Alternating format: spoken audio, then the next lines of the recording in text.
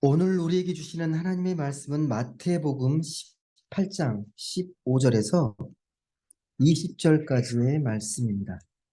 마태복음 18장 15절부터 20절까지의 말씀을 같이 보도록 하겠습니다.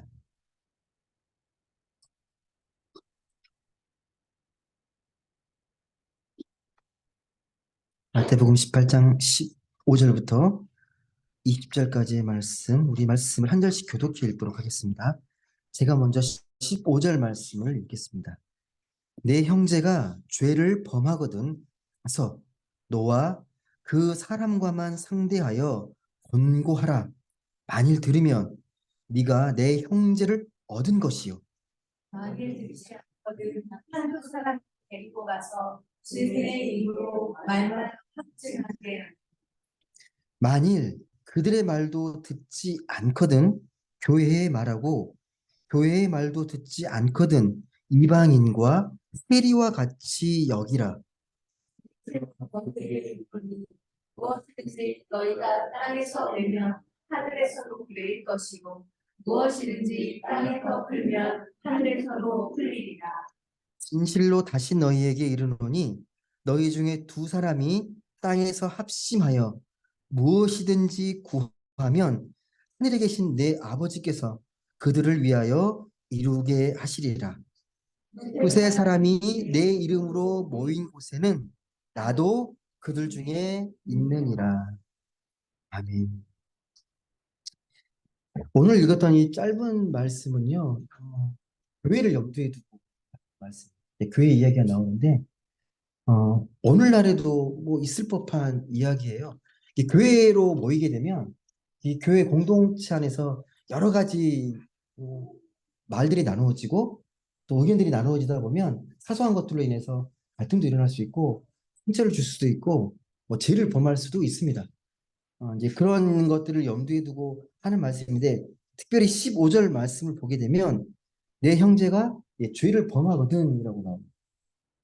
내 형제가 죄를 범하거든. 여러 가지가 있겠지만 어떤 교회 안에 문제가 났을 때에 그것들을 바로 해결하려고 하지 말고 어떻게 하라고 말을 하냐면 개인적으로 찾아가서 권면하라고 말을 해요. 찾아가서 어, 권면하고 이야기해주고 설득하라고. 그런데 그 권면을 받아들이지 않게 되면 이 몇 단계를 거치게 돼 있어요. 내가 긴 찾아가서 말을 했는데 안 들어요. 그러면 두세 사람을 증인을 데려가서 같이 설득하는 거죠. 그래서 회개하기를, 회심하기를. 그런데도 받아들이면 다행인데 그래도 끝까지 고집하면서 거부할 수도 있습니다. 그럴 때 어떻게 해야 되냐? 오늘 말씀에 이방인과 세리같이 여겨라. 지금으로 말하면 출교한다는 말이거든요. 출교. 뭐 지금이야 출교가 별로 이렇게 무서운 형벌이 아닌데 당시에는 공동체에서 쫓겨난다는 건요. 삶의 자리가 어려워지는 거예요. 그러니까 중동의 이슬람 국가에서 이스라엘 믿지 않으면 모든 삶이 어렵잖아요. 똑같이 생각하시면 돼요. 교회 공동체를 출교당한다는 것은요. 삶의 그 생명권이 박탈되는 느낌을 받게 됩니다. 17절에 보시게 되면 이제 교회라는 말이 계속 나오게 되는데요. 교회라는 말의 이 헬라의 원뜻은 에클레시아. 잘 아실 거예요. 에클레시아. 에클레시아. 근데 보통 초대교회를 이야기할 때 그러잖아요. 우리가 초대교회로 돌아가자. 교회가 뭔가 어려울 때마다 교회가 무엇이냐? 교회를 이야기할 때 자꾸 초대교회로 돌아가자는 말을 합니다. 그만큼 모범적이라는 말을 할 때 초대교회 이야기를 하게 되는데 당시에는 문제가 없었을까요? 초대교회는 완벽했습니까? 이상적일까요? 모든 문제 없이 천국과도 같은 곳이 초대교회였을까요? 당시에도 오늘날 일어나는 일들이요. 다 일어나요. 뭐 말씀 보면 아세요. 뭐 서신서에 보시게 되면 고린도 교회, 갈라디아 교회 다 문제들이 있었거든요. 문제 없는 교회는 없습니다. 자꾸 사소한 문제들은 계속 일어납니다. 한 번은 이런 일도 있어요. 여러분 잘 아시는 그 바울이 1차 선교 여행을 바나바랑 떠납니다. 바나바가 어떤 인물이 정말 겸손하고 바울을 세웠던 인물이잖아요. 사도로서. 예. 제2인자로서. 1차 선교 여행 때 마가를 이제 대동에서 갔는데 마가가 선교 여행 중에 너무 힘드니까 도중에 돌아가 버려요. 그에 대해서 이 바울은 되게 어, 상처를 받았고 되게 좀 분노했고 바나바는 그럴 수 있다라고 이해를 해요. 2차 선교 여행이 되니까 누구를 데려가냐는 문제로 싸웁니다. 갈등이 벌어져요. 예, 데려갈 수 없다. 그런 인내하지 못하는 사람은 데려가면 안 된다는 게 이 바울의 단호한 입장이었고 바나바는 아니다. 그래 다시 데려가야 된다. 그러다가 결국은 다르게 선교 여행을 떠나는 거예요. 다르게. 갈등이 사람이 모이는 곳에서는 늘 의견 차이가 있고 갈등이 있게 됩니다. 많은 사람들이 그러잖아요. 그래도 교회는 달라야 되지 않는 뭐 이익단체도 아니고 동호회도 아니고 회사도 아닌데 교회로 모인 교회 이 하나님의 이름으로 모인 교회는 뭔가 달라도 달라야 된다. 그 원론에는 그 원칙에는 동의되는데 사람이 모인 곳에서는 끊임없이 여러 가지 이야기들과 삶이 벌어진다는 거. 온갖 인간적인 관계들로 문제가 벌어집니다. 근데 하나님의 이름으로 사랑하고 용서하고 그러면 문제가 없을 것 같은데 문제는 계속 일어나거든요. 좀 신기하죠. 예. 교회뿐만 아니라 여러분 그 수원 같은데 성직자들이 모이는 곳 모든 것들 내려놓고 예, 늘 기도하고 하나님과의 가까운 관상기도 하시고 그렇게 모여 있는 곳 수원에서는 문제가 없을 것 같죠. 엄청 엄청이란 말은 아니고요. 예, 갈등이 끊임없이 벌어집니다. 사람들이 모인 곳에서는요 보이지 않는 갈등들이 계속 있습니다. 예. 그러니까 다시 말씀드리지만 무슨 말이냐면 아무리 좋은 교회 공동체도 완벽하지 않다는 걸 말씀드립니다. 완벽한 교회 공동체는 없습니다. 이걸 신앙적인 현실로 여러분이 인정하셔야 돼요. 아, 교회가 아무 문제 없고 완벽해야 돼. 허점도 없고. 제가 단호히 말씀드리죠. 그런 교회는 절대 없습니다. 완벽한 교회는 없습니다. 그래서 많은 학자들이 이제 교회를 연구하는데요. 교회 사가들이 이제 주로 이제 교회를 어떻게 분류를 하냐면, 교회를 보이는 교회와 보이지 않는 교회로. 교회는 보이는 교회는 지금 이렇게 모여 있는 교회를 보이는 교회라고 하고요. 보이지 않는 교회는 이제 완성된 교회, 천상에 있는 교회. 그러니까 우리가 지금 보이는 교회는 역사 속에 있는 교회고 천상에 있는 교회는 역사를 초월해 있는 교회. 그리고 지금의 보이는 교회는 많은 그런 과정 속에 있기 때문에 불완전하고 영적인 치열한 전투가 있고 전쟁이 있고 상처 많은 교회. 이게 보이는 교회고 보이지 않는 교회는 승리한 완전한 교회. 그 교회의 의미를 여러분이 잘 아셔야 합니다. 로펀트 교회가 보이지 않는 성전을 자꾸 이야기하잖아요. 그 보이지 않는 성전이라는 말의 의미는 교회가 건물이 아니라는 말에 있습니다. 사람이 모여 있는 것이 교회이기 때문에 번듯한 건물이 있다고 해서 그걸 절대 교회라고 하진 않습니다. 정말 건물이 필요한 교회들이 있어요. 무조건 교회 안 짓는 게 또 그게 정답은 아니에요. 필요한 곳이 있습니다. 근데 그게 본질은 아니라는 거죠. 사람들이 모여 있는 그 교인들이 하나님의 뜻을 쫓아서 아름답게 모여 있는가. 거기에 초점이 있습니다. 교회가 어떨 때는 건강할 때도 있고 건강하지 않을 때도 있고 교회가 조롱받을 때도 있고 어떨 때는 또 인정받을 때도 있습니다. 지금 한국 교회 모습은 어떤가요? 냉정하게 말씀드려서 얼마 전에도 기독교 학회에서 이야기하는데 되게 심각하게 생각합니다. 워낙 기독교의 교인들의 성도 숫자가 급격하게 떨어지고 있는 걸 보면서 되게 심각하게 생각합니다. 교단마다 좀 차이가 있겠지만 엄청나게 지금 선교도 되지 않고요. 주일학교가 계속 폐쇄되는 교회들이 계속 늘어나고 있습니다.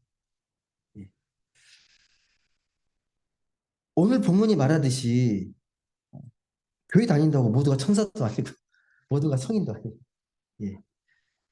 이런 점에서 교회도요 깊은 관심과 돌봄이 필요합니다. 교회는 모든 게 다 되어 있을 거라고 생각하면 안 됩니다. 교인들이 함께 교회를 만들어가는 거죠. 아름다운 교회를요. 오늘 18절을 보시게 되면 좀 특이한 표현이 나옵니다.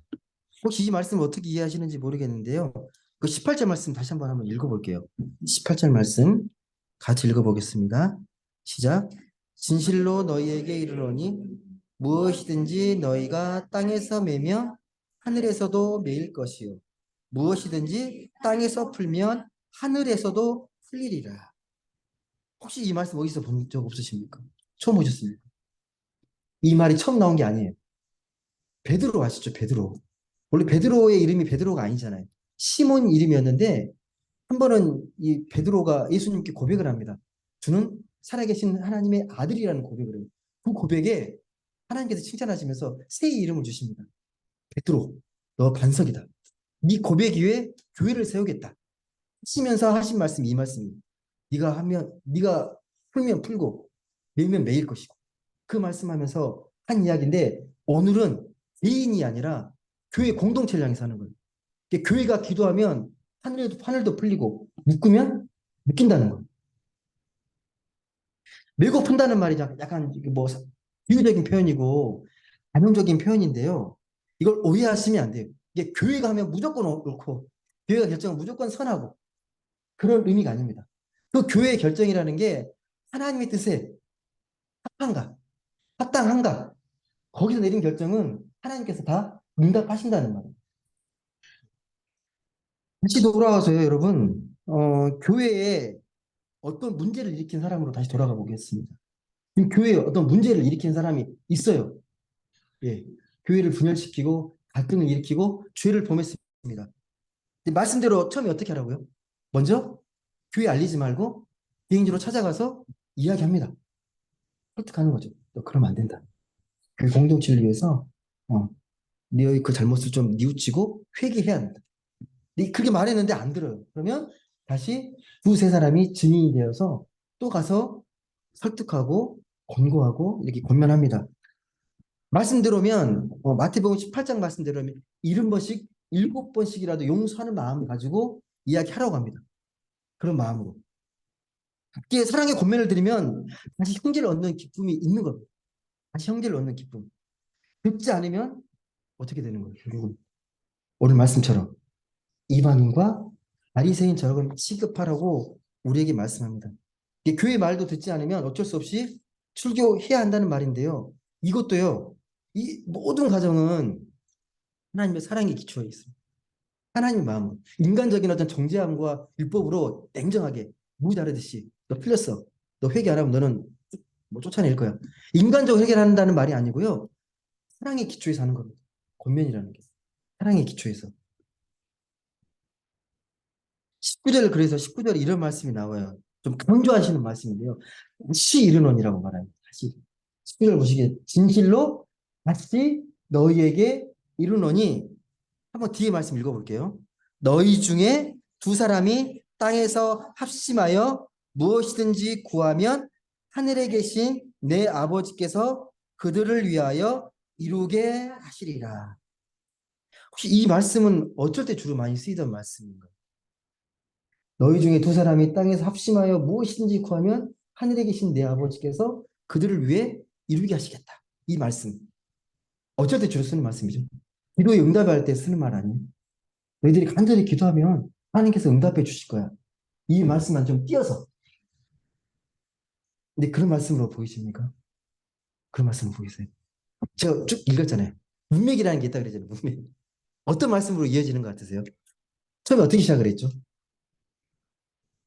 죄인된, 죄인된 형제를 찾아가서 회개하라고 설득하고 또 찾아가서 설득하고 권면하고 그 문맥상 보게 되면 이 말씀은 뭐 다른 말씀이 아니라 너희가 정말 이 형제에 대한 용서의 마음을 갖고 사랑의 마음을 갖고 기도하게 되면 그 뜻대로 응답하시겠다는 거예요. 그 죄인들, 내 형제들에게 두세 사람이 진실한 마음으로 기도하면서 그 사람을 사랑으로 권면하게 되면 하늘이 돕겠다는 거예요. 예. 그 사람을 포기하지 않고 하나님께서 돕겠다는 말씀입니다. 예. 이 말씀을 좀 잘 이해하셔야 돼요. 예. 이 두 사람이라는 표현이 20절에 다시 나오거든요. 20절에. 20절. 다시 한번 읽어볼게요. 20절. 마지막 9절. 시작. 두세 사람이 내 이름으로 모인 곳에는 나도 그들 중에 있느니라. 예. 중요한 말씀이거든요. 하나님의 마음으로 심해서 그 뜻을 구해서 기도하게 되면 하나님께서 반드시 돕겠다는 겁니다. 또 포괄적인 의미일 수 있지만 일단 1차적인 의미는요. 형제를 포기하지 않는 거예요. 형제를 위해서 간절히 기도하면서 공동체를 위해서 그 영혼을 위해서 정말 극률한 마음으로 기도하면서 나아가는 마음의 자세예요. 기도하는 마음. 이 본문 전체를 위해서 관통하는 단어가 뭐냐면 공동체예요. 교회는 공동체라는 걸 이야기해 주는 거예요. 키워드가 공동체다.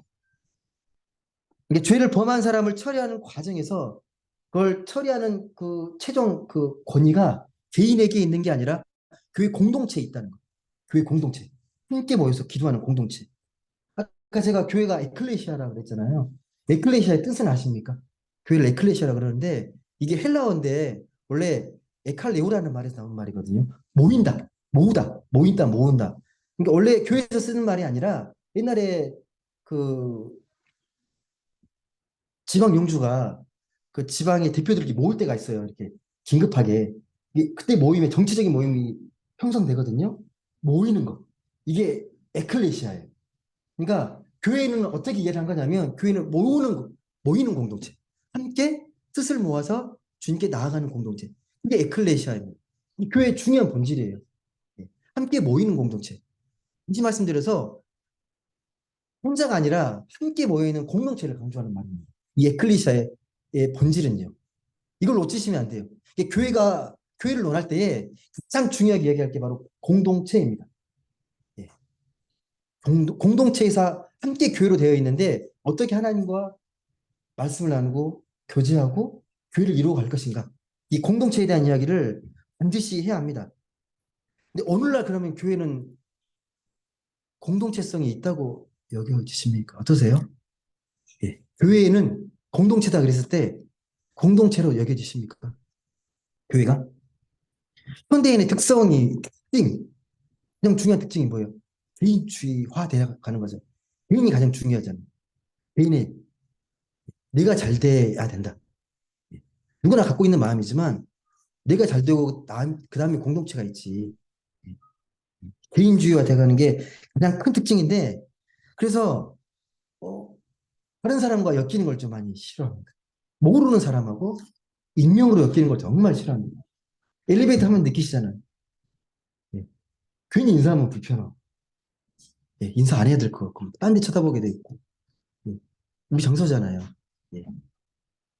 괜히 아이가 이뻐서 이쁘다고 만지게 되면 요즘 큰일 난다며 만지면 안 된다고 그러더라고요. 예. 솔직하게 이게 사생활이 좀 보장되는 걸 되게 원하죠. 그 특징이 결정체가 아파트잖아요. 아파트가 아파트 딱 들어가면 이제 사생활이 철저히 보장되는 곳이잖아요.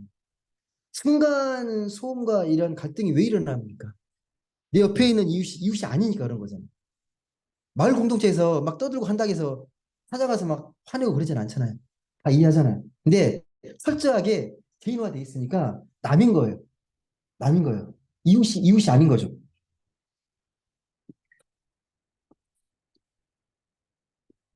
이게 철저하게 이웃은 내 사생활을 방해하는 자로밖에 안 되는 거예요. 뭔가 조금만 시끄럽게 떠들고 뭔가 좀 이렇게 나를 귀찮게 하게 되면 나의 사생활을 방해하는 자라는 거죠.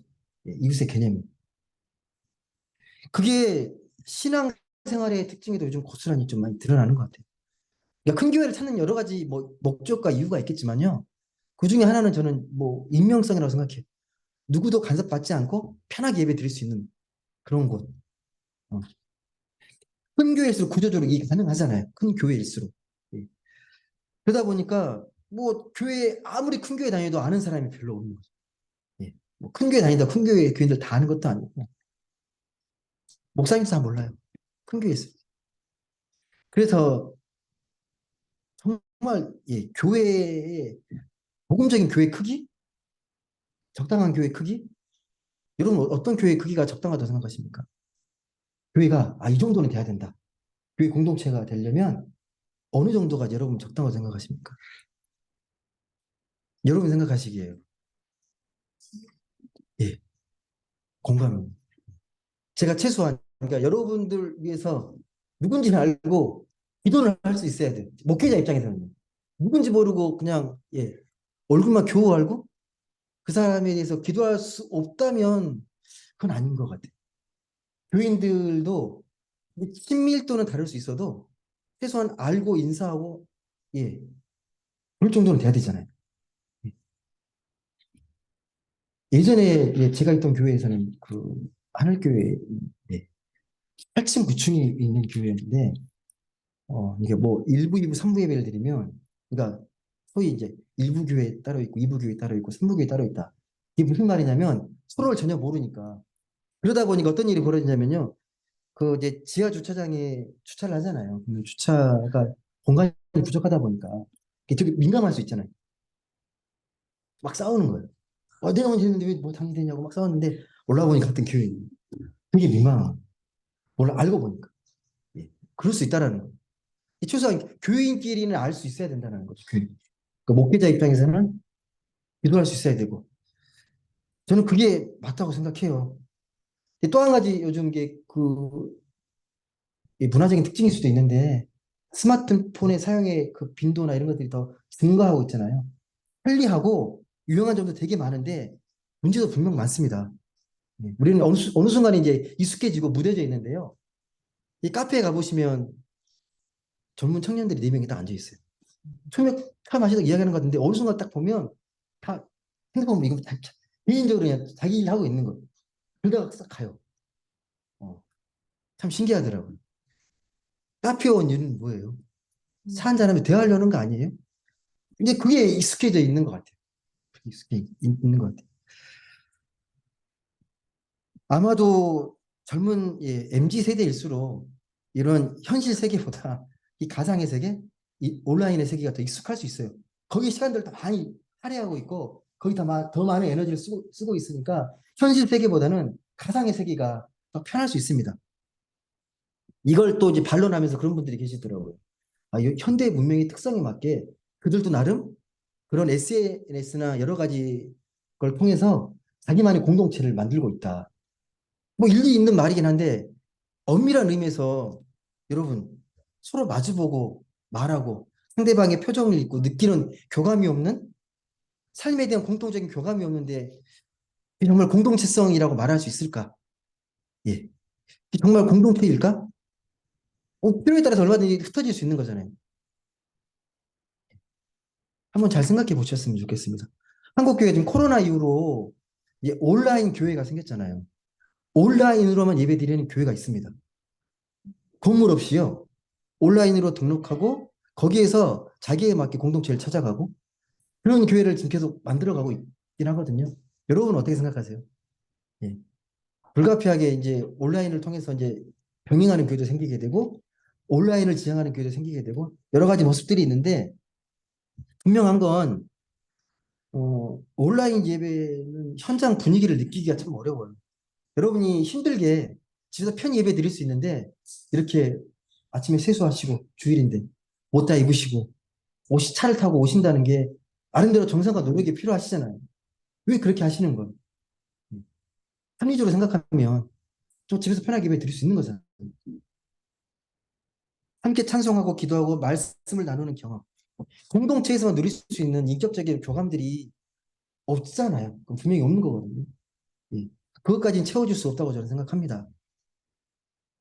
말씀드리는 게 뭐냐면 다시 말씀드리지만 중요한 건 교회의 공동체성, 공동체성에 대해서 제가 말씀을 드리고 있는 겁니다. 고린도전서 12장 12절 말씀을 보게 되면요. 이런 말씀이 나옵니다. 한번 찾아보실래요? 예, 교회가 어떤 공동체인지가 나옵니다. 고린도전서 12장 12절 말씀.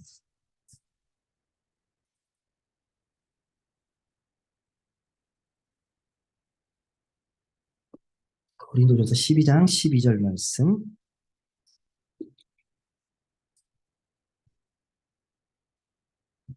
한번 같이 읽어보겠습니다. 시작. 몸은 하나인데 많은 지체가 있고 몸의 지체가 많으나 한 몸인과 같이 그리스도도 그러하니라. 아멘. 교회 공동체를 이야기할 때 많이 드는 비유입니다. 우린 그리스도의 한 몸이다. 우리는 각 지체다. 누구는 손이고 누구는 발이고 예. 누구는 심장이고 누구는 머리고 아니 머리는 아니죠. 머리는 주님이시니까. 네. 아무튼 그리스도는 한 몸이라고 이야기를 하잖아요. 그러면 친절하게 설명을 이어갑니다. 핵심이 두 가지 다 읽을 수가 없는데 뭐냐면 지체끼리는 무시하면 안 된다는 거예요. 내가 손이니까 너 발보다 뛰어나다. 너는 좀 덜 필요한 존재다. 아니 필요 없어. 예. 넌 손이 아니니까 너는 없어도 돼. 그렇게 말할 수 없다는 거예요. 첫 번째가 공동체의 특징이에요. 또 한 가지 특징이 뭐냐면 약한 지체가 오히려 더 중요할 수 있다는 거예요. 예. 그리고 또 한 가지가 뭐냐면요. 한 지체가 내가 손이 고통받으면 손만 아픈 게 아니라 온몸이 아픔을 느끼잖아요.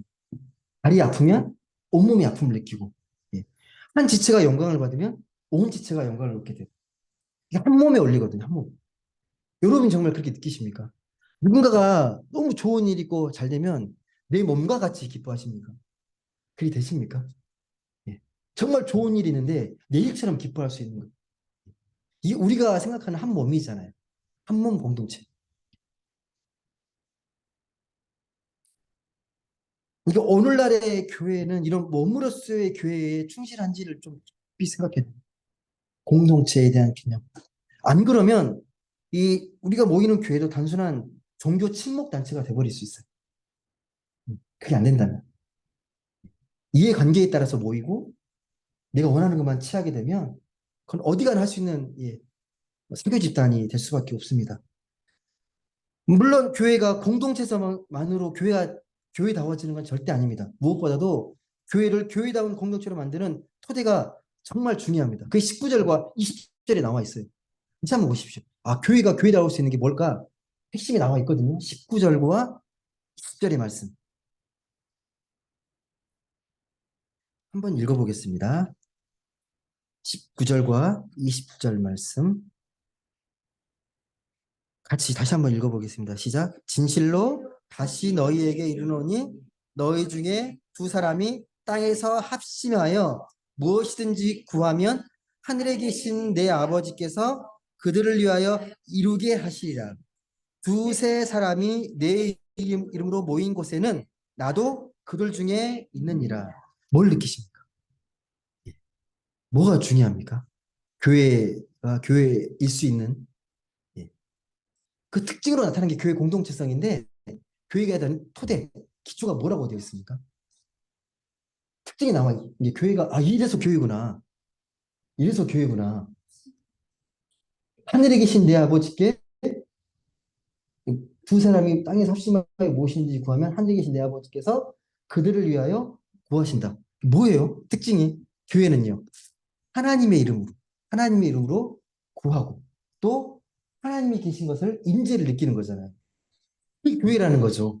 아무리 좋은 일을 하고 정의롭고 모든 것들이 이루어지는데 하나님의 이름을 부르지 않고 주님이 계시지 않으면 그걸 교회라고 할 수가 없다는 거죠. 교회 안에 여러 가지 이야기들이 돌 수 있습니다. 근데 건강한 교회의 특징, 예, 그걸 한마디로 예수님의 이야기로 가득한 교회라고 얘기를 해요. 말에 대화나 내용들이 주님의 이야기로 가득한 교회.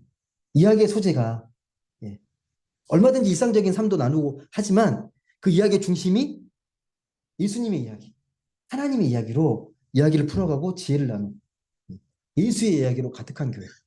주님의 이름을 부르는 교회. 아, 어느 순간 딱 대화 나누다가도 아, 그렇구나. 내가 하나님의 이름으로 내가 기도해 줄게. 하나님이 너 함께 하시니까 너무 걱정하지 마. 우리 공동체잖아. 좀만 힘을 내. 그런 교회, 그런 공동체. 이게 주님의 이름을 부를 수 있고 주님의 임재를 느낄 수 있는 교회. 그게 교회의 토대가 돼야 돼요. 우리가 교회가 그렇게 하고 있는지 생각해 보셔야 한다는 겁니다. 그런 교회 성격을 가장 잘 보여주는 게 성찬식이에요. 성찬식.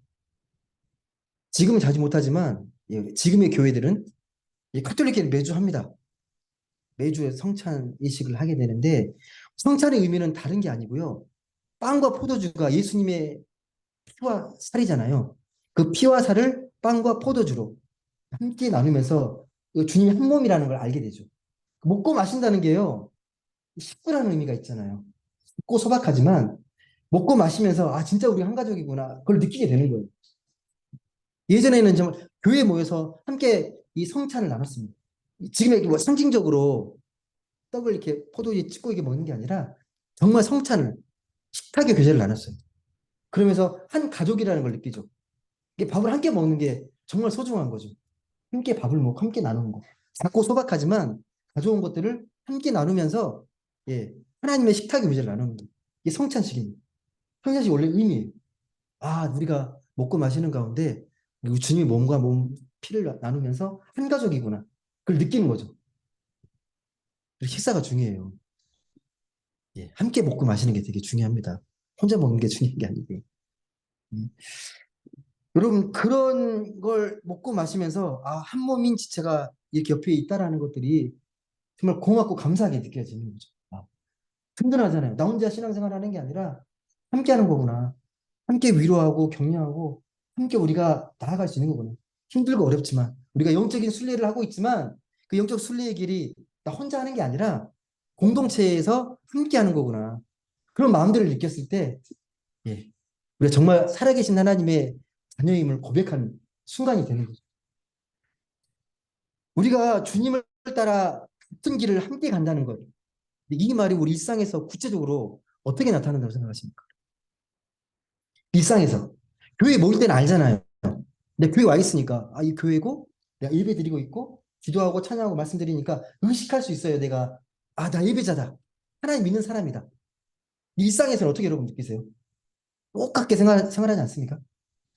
예. 일상의 사람처럼. 특징이 뭘까요? 예, 그래도 내가 하나님의 자녀라는 것들을 나타내는 특징? 여러 가지로 말할 수 있지만 핵심. 하나님의 식가법을 고집하는 거죠. 하나님의 방식대로. 예. 그러니까 세상의 식이 있잖아요. 세상의 식. 세상이 말하는 식. 가장 대표적인 게 자본주의적 삶의 방식이잖아요. 돈의 가치, 물질의 가치를 가장 예, 귀하게 여기고 살아가는 거잖아요. 이렇게 말하면 또 현실과 동떨어지는 되게 이상적이라고 말을 할 수 있겠지만 현실적으로 돈이 많아야 더 대접받는 것 같고 더 인정받고 또 돈이 많아야 더 많이 도울 수 있으니까 돈의 존재를 무시할 수는 없잖아요.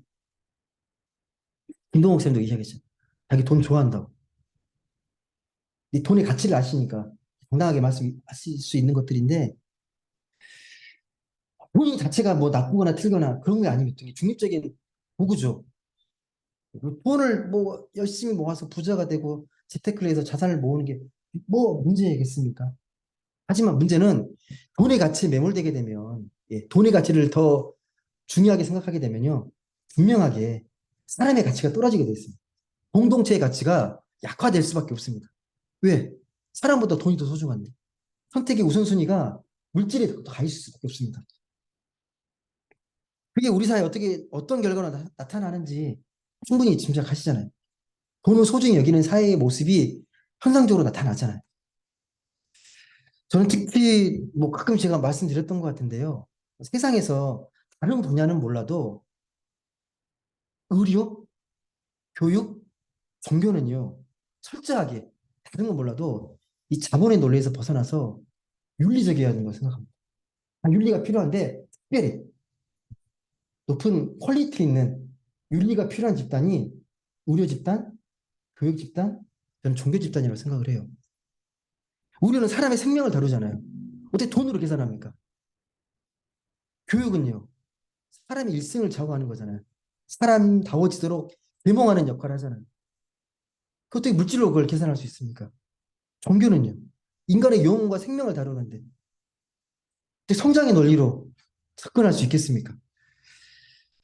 근데 교육도 사람다움보다는 돈 잘 버는 기술, 스펙 쌓는 기술로 교육이 잘 흘러가잖아요. 교육의 시장의 모습들이.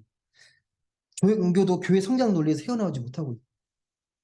다 그런 건 아닌데요. 전체 흐름이 그렇습니다. 이런 사실을 알아도 우리는 어때요? 아, 어쩔 수 없다고 생각하지 않으세요, 여러분? 세상이 다 그렇게 흘러가니까. 줄이니까. 어, 알지만 안타깝지만 우리도 속도만 다르지 따라가는 모습은 아닌지 깊이 생각해 보셔야 합니다. 말씀을 맺겠습니다. 여러분, 이 사실을 꼭 기억하셨으면 좋겠습니다. 교회는요, 예수님을 믿고 따르겠다고 고백하고 모인 공동체이잖아요. 어, 그 삶의 모습들을 우리가 실천하는 거거든요. 특별히 이제 높은 뜻, 행복한 교회잖아요. 높은 뜻은 하나님의 뜻이고, 행복한이라는 말은 예, 우리가 하나님 안에서 참 행복을 추구하는 교회라는 의미입니다. 전에도 말씀드렸지만 저는 여러분이 행복했으면 좋겠습니다. 근데 그 행복의 출발이 저도 행복하고 여러분도 행복하고 교회가 행복한 교회. 음. 그 교회를 위해서 우리가 정말 교회다 모습이 무엇인지를 잘 발견해야 합니다. 예. 단지 교회를 위한 교회가 아니라 또 이곳에 수많은 교회들이 있잖아요. 예. 단지 하나의 교회가 아니라 나름대로 교회의 소명과 사명을 깊이 깨닫고 그들 실천할 수 있는 교회? 그게 하나님께서 정말 기뻐하시는 교회의 모습이잖아요. 분명히 우리 교회 안에 하나님 주신 행복의 가치가 분명히 있거든요. 그 행복의 가치를 함께 나누면서 아름답게 저번 주에 문희고 목사님 말씀하셨잖아요. 아무리 많은 사람들이 모여 예배해도 주의 임재가 없으면 예배가 아니라고. 예. 이 사실을 잘 기억하시면서 교회의 본질을 우리가 잊지 않았으면 좋겠습니다. 예. 참된 교회의 본질, 교회가 공동체라는 걸 깊이 깨달으면서 계속해서 함께 건강하고 행복한 교회를 잘 세워 나갔으면 좋겠습니다. 그 기쁨과 행복을 잘 누리고 세상에 전하면서 복되게 살아가는 모든 분들 되시길 주님의 이름으로 간절히 소망합니다. 기도하겠습니다.